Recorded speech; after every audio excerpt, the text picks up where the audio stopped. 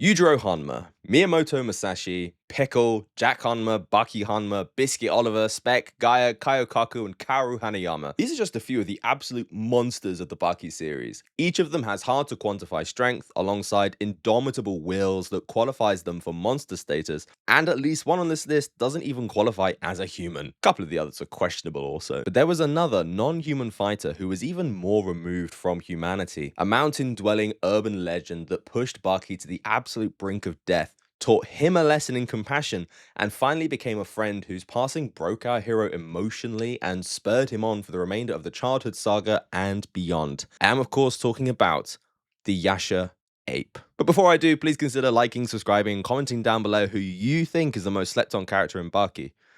We call that engagement. The Yasha Ape is first mentioned in chapter 93 of Grappler Baki near the start of the childhood saga, which, as I'm rereading a lot, is quickly becoming one of my favorite sagas in the series. Baki at this point in time is an arrogant 13-year-old boy who is being groomed by his mother and father to become the strongest fighter he can possibly be.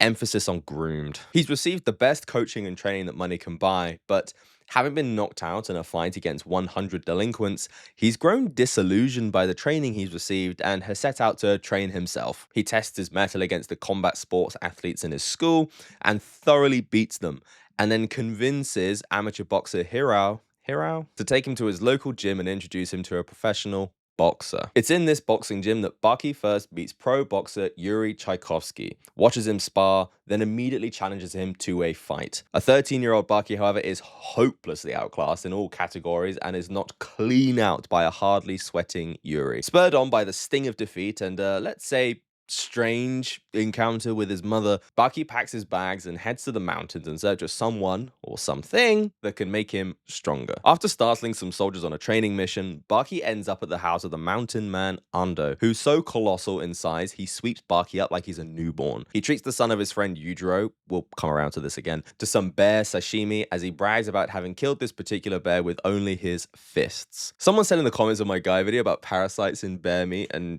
yeah, it's happened again. People just don't care about worms in Baki. Ando calls Baki weak for having lost against a world champion boxer before taking him outside to show how he and Yujiro used to compete back in the day by splitting entire logs with single axe swings. Ando promises to get Baki to his level of power in a single month, and the first and potentially only training arc in Baki begins. Interestingly, Ando casually informs Baki that when it comes to fighting, the one who eats the most wins. And I think there are a couple of ways to interpret this. Ando clearly believes that to be the ruler of the mountain, one must be the biggest and most powerful. He clearly eats a lot literally, but he also literally and metaphorically consumes the other large creatures on this mountain. By doing so, he gains strength from the experience of fighting and also the consumption of his enemy's flesh, which is how life works. Animals duke it out to be the strongest in their territories, and within the world of Baki, martial artists battle to assert who's the strongest all over the world. Pickle is another example of this philosophy. He battles strong enemies, whether that be martial artists, Siberian tigers, or dinosaurs.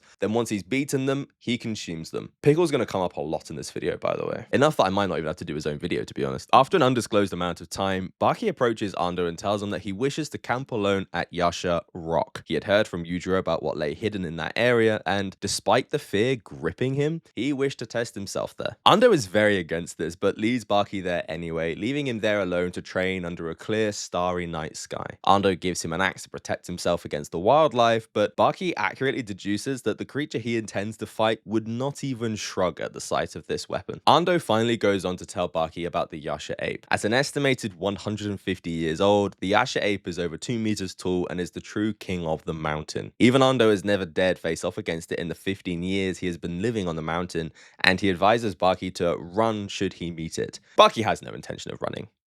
Well, not at first, anyway. As Baki finishes up some training, we get our first full look at the Yasha Ape as it effortlessly lifts a stacked barbell, proceeding to bend pure metal just because it can. As Baki is frozen in fear, Ando comes to his rescue. With a swing of a machete that bounces off of Yasha's thick hide, we get a slight sense as to his durability, and after this blade was shattered, Ando swings his bear-slaying punch, which the Yasha Ape catches in his teeth, ripping off and eating 4 of Ando's fingers. Baki attempts to intervene, gets one-shotted straight into the trees, and rolls around in agony as he realizes he is hopelessly outmatched yet again. It's only from Ando's screams of terror and begging for Baki's help as his insides quickly become his outsides, does Baki finally snap back into action, after pissing himself in fear, that is. He grabs a lantern and some fuel, setting fire to the ape and scaring it back into his cave.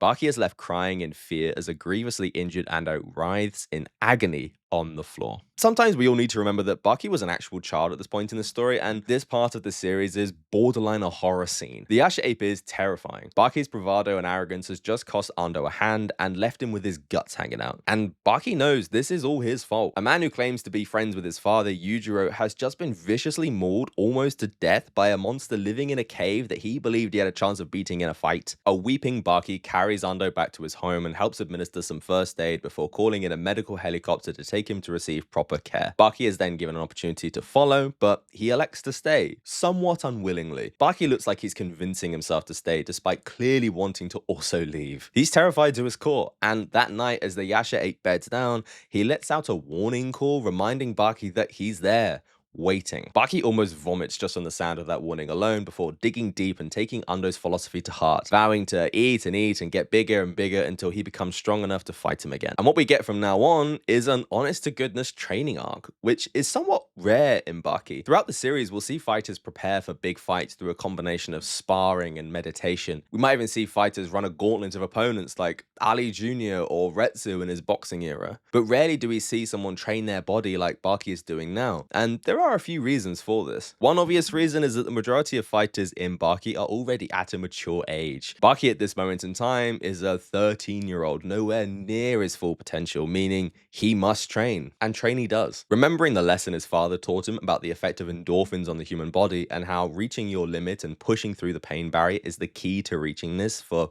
lack of a better term, pleasure state, Baki pushes his body beyond its limits. The purpose behind this being that once you have forced your brain to secrete endorphins, pain disappears and is replaced with a euphoric sensation, allowing one to train and train to the point where you could die from overexertion. So Baki runs up mountains with boulders strapped to his back, punches and kicks trees, climbs ropes, does stance training and bare-knuckled push-ups, all to the point of beyond failure, achieving a state of euphoria every single time. Sort of like a drug addict. He's addicted to this feeling, and with 3 months of hard training combined with enough food to make a black bear blush, a brand new Baki is ready for his final test. In order to obtain the incredible amount of concentration usually reserved for people who believe they are about to die, Baki hurls himself from a cliff, dodging ledges and rocks that would kill or harm him on impact. His incredible reflexes honed now to a razor's edge, Baki survives the fall and loudly declares that his victory against the Yasha Ape is now guaranteed.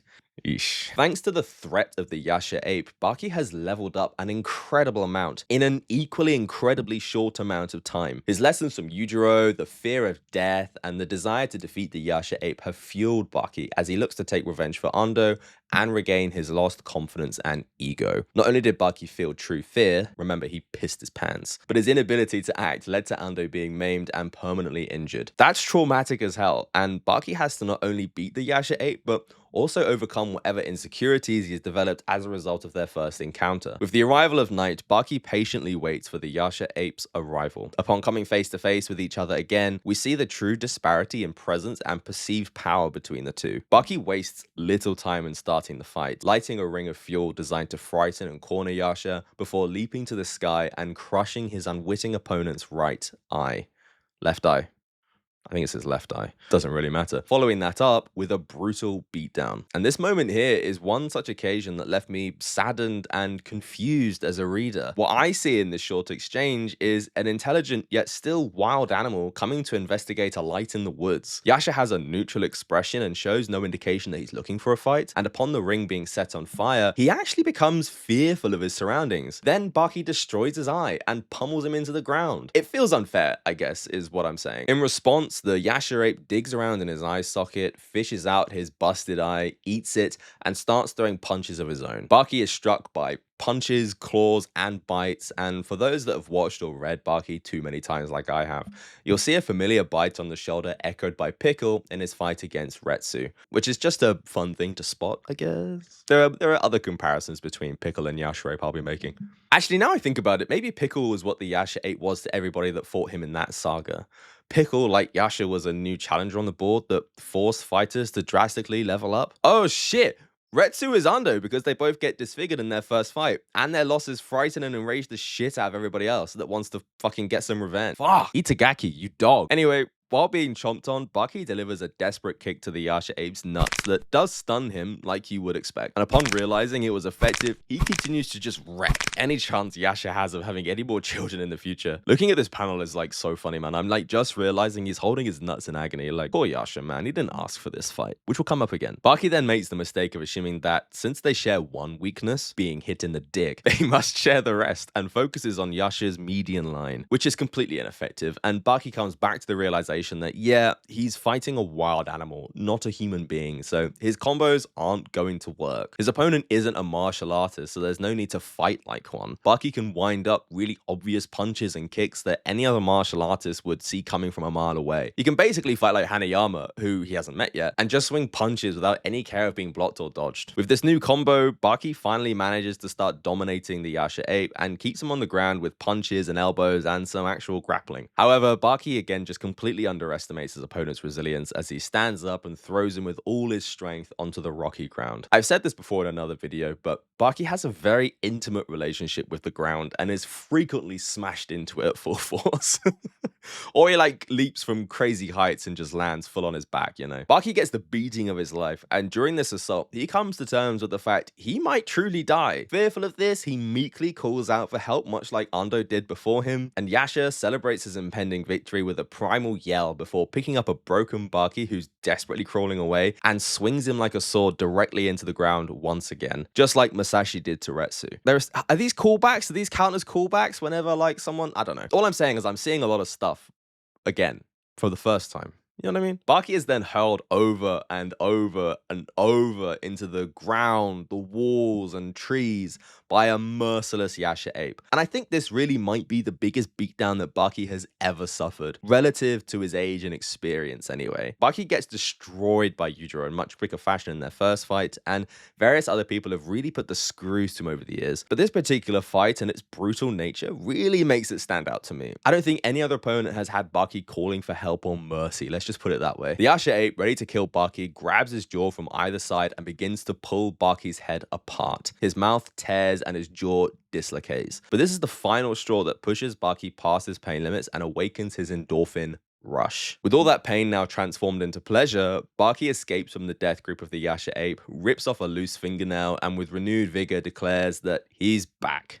Or round two, depending on your translation, which is perfect timing because Ando, who's back now, comes charging through the woods, firing off a rifle, ready to save the day. Except Baki calls him an old man, tells him to fuck off and that he's not needed here anymore. And despite how injured he may look right now, he's ready to end this fight. A far more even fight ensues with both fighters landing hits and taking damage. Baki shares that he truly respects the Yasha Ape before jamming his entire hand into his ear, causing immense internal damage, before following that up with a punch straight up its nostril. With two nasty attacks landing, this is the most savage we've seen Baki since he took the ape's eye. And Yasha responds with a spinning kick that scrapes all down Baki's torso, not once, but twice, until Baki lands a beautiful counterpunch mid-swing, punching all the way through his mouth to the back of the Yasha Ape's neck, finally taking his opponent down. Baki becomes the strongest creature on the mountain, but he can't celebrate for long. A defeated, tired, and seriously injured Yasha Ape gets up and limps away, leaving Baki confused and saddened. After reflecting on the battle, Baki comes to the conclusion that maybe all he did was abuse a wild animal that was trying to live a quiet life. Yeah, that's exactly what he did.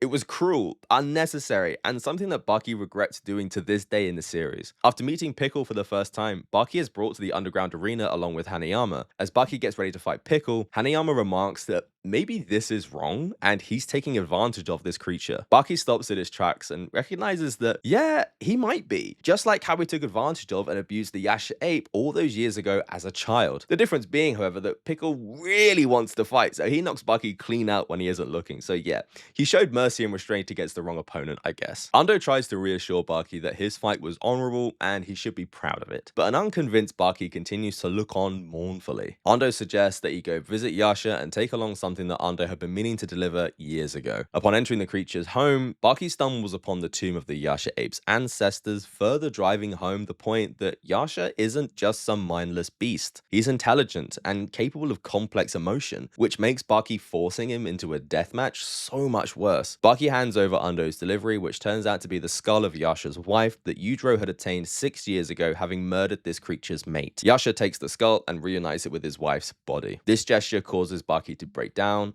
remorseful for having forced the Yasha Ape into a deadly fight, and grateful for having become stronger as a result. Yasha extends a token of their new friendship in the form of a fang, smiling toothfully. Baki leaves with his newfound strength, and the Yasha Ape watches on as his children clamber over him. It's a sweet end to a pretty horrific saga that leaves the reader feeling grateful that all parties involved are alive and well, with bright futures ahead of them. Except that isn't the case. Not long after this, when Baki is gearing up to fight his father, Yujiro pays another visit to Yasha Rock and mercilessly slays the Yasha Ape, 6 years after having murdered and decapitating his wife. He takes the decapitated head of Yasha, uses it to mock Baki before crushing it into a gory mess of flesh and bone, forcing Baki to even eat some. After which he leaves his devastated son alone to mourn and vow revenge. I saw a video that was like, Yujiro isn't a villain. Bro, really? Really? We both reading the same shit? Baki would go home, reminisce on their fight, and then eat the remaining teeth of Yasha that he could find as a gesture to symbolize his resolve in defeating his father and avenging his friend. The Yasha Ape had a profound effect on Baki. Not only did it inspire him to become stronger, but it also began the journey of mellowing Baki out as a person. Baki was an asshole kid. No other way to put it. He was proud of his thug status and would beat the crap out of someone if they merely looked at him the wrong way. It's only really after his encounter with Yasha and the realization that what he did was cruel does he start, basically, to become nicer. He's still a bratty 13-year-old, mind you, but we see the beginning of his nice guy arc. You basically have like 3 Bakis, right? You've got kid douchebag Baki, nice carefree bulk up Baki that we meet at the start when he's fighting Suedo, and the mellow, chill, adult Baki that we have currently. They actually could just be 3 different characters, in terms of design anyway. And actions. Baki's gone through a lot. The Yasha Ape and Baki's battle with it taught Baki restraint. Not everything that is strong must be fought, especially not against its will. Consent in this context matters. Baki learns this, and we can recognize the opposite in his father, who cares nothing for consent in all contexts, whether that be in fighting or in other matters. You know what I'm talking about. I don't want to spell it out or be demonetized. The Yasha Ape may not be human, but he isn't a monster. Yujiro is human, and he's the worst monster in the entire series, bar none. That is the end of Yasha Ape's story. But his son, Yasha Jr., would make his debut appearance in the Maximum tournament. Allegedly stronger than his father and seeking his own revenge, he would be viciously beaten down by Katsumi Orochi and nearly finished off before Baki intervenes and saves his life. Regretful that his actions a few years ago led to the death of Junior's father, Baki saves the son of his friend and vows to avenge them once again. When Baki is dying from the poison hand technique of Yanagi, Baki returns to the mountains for some peace and clarity, checking in on Yasha Jr. and his ancestors' shrine before he is airlifted to China. Miyamoto Musashi is mentioned back in this part of the childhood saga, and during his own arc, we see a brief flashback of him decapitating a Yasha Ape hundreds of years ago, which is sort of a throwaway, but I think it highlights just how cruelly the Yashas have been treated for all their lives. For generations, warriors and martial artists have gathered to test themselves against these wild animals, which you're probably really sick of me saying is cruel and monstrous, but it is. You and I both know that now. Hopefully. It does sadden me that the Yasha Ape, and to be honest, a lot of the childhood saga is just so overlooked. And I'm hoping that more people will go back and read it or watch full episodes on YouTube. However it is you prefer to consume your media. That's kind of it for this video. I probably repeated myself enough, to be honest. What do you prefer? The anime or manga Yasha Ape design? I prefer the manga. I think it's more interesting. Yeah. Say hello to your mothers from me. Peace.